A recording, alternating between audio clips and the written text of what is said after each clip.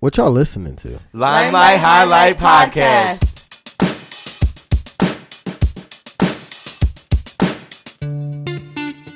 Welcome back to the show, your positive podcast, safe space, and great place for a positive outlook on life. So I know it seems like another episode back to back after being gone for a couple weeks, but that's just because I released the last episode a little late last week. Just a couple updates. It's been a pretty eventful weekend. My birthday was on Saturday, and I'm in my last year of my 20s. So big sad, but the big 3-0 is next year, and that's going to be an exciting year. But we're back to our regular scheduled program with positive news for your listening pleasure. And before we get into anything, I do want to share some updates with all of you lovely listeners. First update I want to share is a little more information about our partners over at Audiograph. I've been super busy, so I haven't been able to utilize their awesome services, but there are things that are coming together, and I'd like to get into a little more detail with what I'm talking about. As a podcaster, it's really important for me to engage and get feedback about this podcast from you, my lovely listeners. And to do that and participate with the podcast, I'd like for you guys to check out the link in the show notes. You'll find a link there that'll take you to a completely safe website where you can answer some polls that are provided, as well as give some feedback on how you feel about the podcast. If you tweet the poll and tag me on Facebook or Twitter or Instagram, I'll be sure to give you a shout out on the next episode. And with the way the audience is growing, I'd like to have an interactive podcast where you can share with the world through the podcast your thoughts. So be sure to check out that link provided. And for our next announcement, I've been talking to Tommy, who happens to be the president of The Block Gives Back. And every episode from here on out will be provided to you by The Block Gives Back. And with that, I'd like to tell you what they've been up to lately. For the last 13 weeks, they have served over 1,500 grab-and-go meals. Their original goal was to serve an average of 100 meals per week, and they have been serving well over that every week. Along with the meals, over 1,000 loaves of bread have been given out, and a couple hundred pounds of groceries to families in need. They will continue to be the block for the duration of the year, and they have a goal to serve at minimum 3,000 more grab-and-go meals. So meals cost about $2.20 per meal, and they cook about 20 pounds of pasta and about 15 pounds of sauce. Freshly cut salad and freshly baked dinner roll is served with the grab-and-go meals. So that's just what they've been doing and what they plan to do moving forward. Now, the next big event that the block is up to is the Block to School event. The Block to School will be going down on August 22nd, 2020. It'll take place right out front of the Block Shop located in Philadelphia at 6831 Torresdale Ave, 19135. They're getting Torresdale shut down from Longshore to Unruh, where they will be giving out 1,000 bags filled with school supplies. In addition, they'll be inviting and encouraging community organizations and leaders to come out and participate. I myself will definitely be there to help any way I can with the block with whatever they need. And right now they're asking for supply donations that can be dropped off every Saturday between 12 p.m. and 5 p.m. at the Block Shop. Stay tuned for more locations within the coming weeks. And just so you know, every bag that they don't fill with donations will cost about $12 a bag. So a $12 donation gets a kid a full bag. And if you're interested in donating and helping out, a kid will be prepared for the school year next year with that donation. Visit theblockgivesback.org, and if you want to make yourself feel really special while you're there, sign up for the reoccurring donation.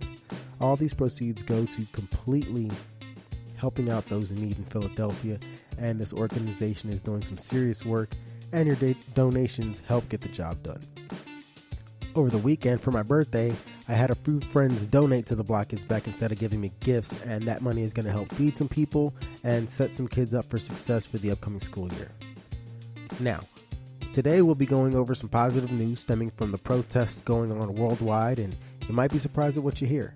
We'll also be covering what some celebrities are choosing to do with their money in New Orleans, and you may be surprised at what you hear as well, or will you? Let's find out. But first, we got to talk about our unrelated fun fact.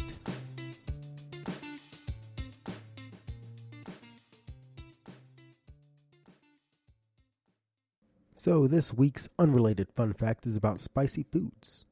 Are you a spicy food lover? I, for one, I absolutely do not enjoy spicy foods. But living in San Diego and being so close to TJ, my spice tolerance has been building up over the years. But even so, I'm still not a huge fan of spicy foods. But at least I usually do, or I started thinking, why do we have that burning sensation on our tongues when we eat spicy food? And I was surprised to find out that spicy foods are spicy because they trigger certain cells inside the tongue that are the same type of cells that detect extreme heat, and it actually has nothing to do with taste. So there's an active ingredient in spicy food called capsaicin. I hope I said that right. And there is a specific receptor in our mouths that detects vanilla, and these receptors are called VRI receptors. Now, what happens when we eat spicy food is that chemical capsaicin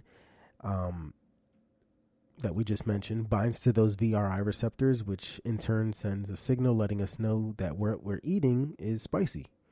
What I thought was super interesting, or what I found to be super interesting about this fact, is that these receptors weren't even really designed to detect capsaicin. It was actually an accident. The real purpose of the VRI receptors was to prevent us from consuming food that would burn our sensitive flesh.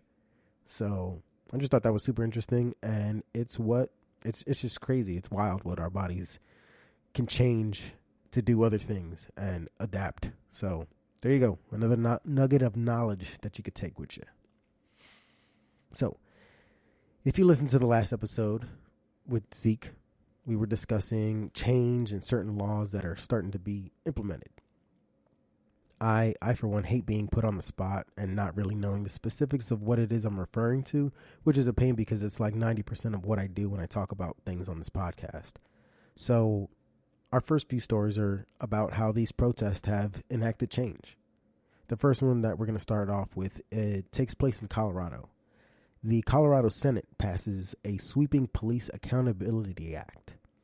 Now, since the tragic murder of George Floyd, the entire nation, as well as countries across the world, has broken out in protest, as you may know. While many people think these protests are useless and not effective, and by many people, you know who I mean, they're sorely mistaken. The bill that has passed in the Senate is 21 pages long and it regards body cam usage, data collection of racial profiling, objective justification for making stops, liability for officers who use excessive force. They put a ban on chokeholds, changes to qualify immunity for officers who acted unlawfully, which is huge, and when less than lethal munitions can be used by officers, among other things. George Floyd's murder may have been the last straw that started this whole movement, but the truth is, black and brown bodies have been constantly abused by officers for decades. The legislation attempts to make police more accountable for violence and other violations of private citizens' constitutional rights is something that's been way overdue. It would allow citizens to file lawsuits within their own means against officers for breach of constitutional rights for up to $100,000. So overall, something that shouldn't have taken this long to do is making its way through legislation, and it's at least hopeful. Our next story is about a new proposed legislation in the U.S. House that would end police doctrine of qualified immunity. When I was reading this, I really didn't. I mean, I've heard the term qualified immunity, but I didn't really know what it meant. And I had to do a little research. So for those of you who are unaware of what qualified immunity is, because I definitely was, qualified immunity for police officers is a defense to standing civil trial.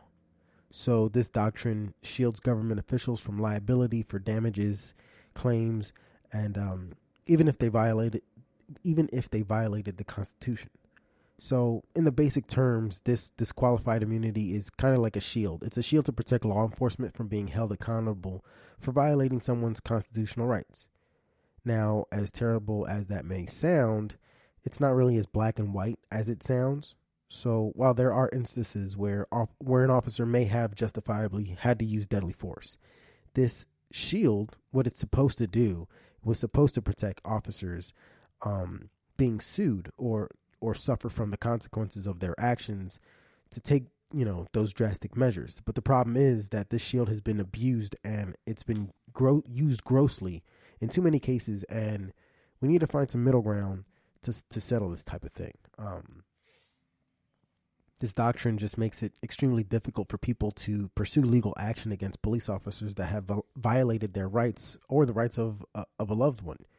And the problem I find with all these laws is that they're so terribly worded and hard to understand that if there is anyone out there, they're just so hard to understand that people don't know. People don't even understand. Like I'm reading these things and I'm trying to explain it to you in the best way I can, and I still don't completely understand, but I got the gist of it.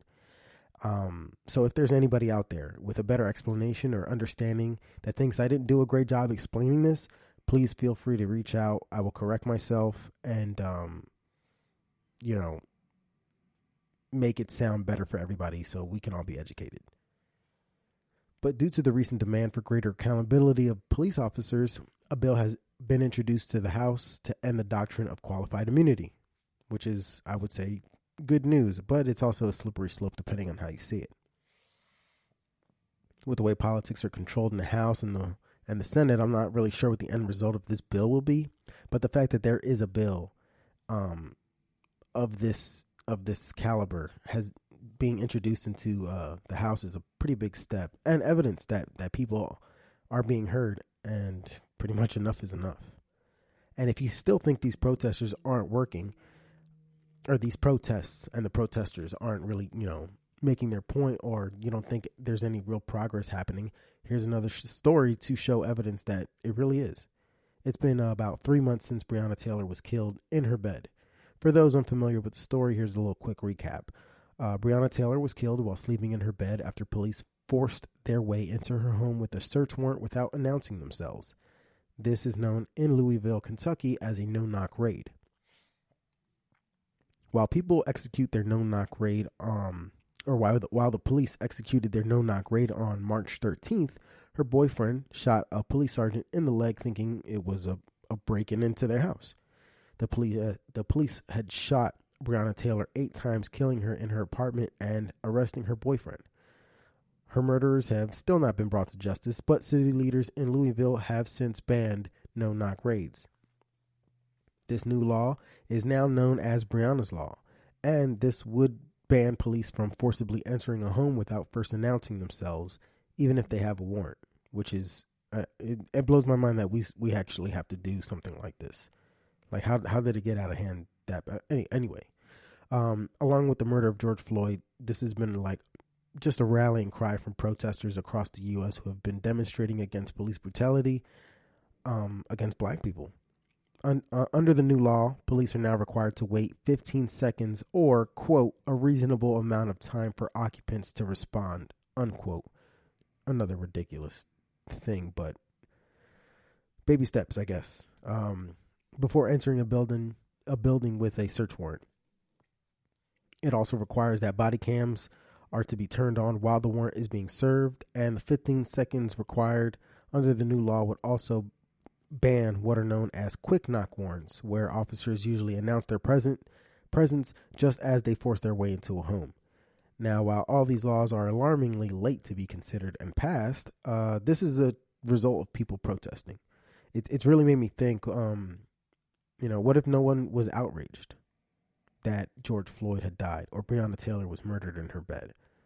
What if these protests weren't as big as they are right now? For the morons out there who are against these protests, here's your proof. Protesting it's as American as it gets, and the media would like you to believe that the nation is divided, but the mass amounts of people of all races, backgrounds, religions, they're all coming together in solidarity to show that this is unacceptable and will no longer be tolerated. So the next time somebody mentions that protesting isn't going to change anything, use these 3 changes in law as an example to teach them not only does protesting enact change, but it's been that way since the country has started. There has been no change without violence. So even if they talk about rioters and looters, as much as I don't want people to riot and I don't want people to loot, the only time people are going to pay attention is when things are being destroyed and pockets are being hurt.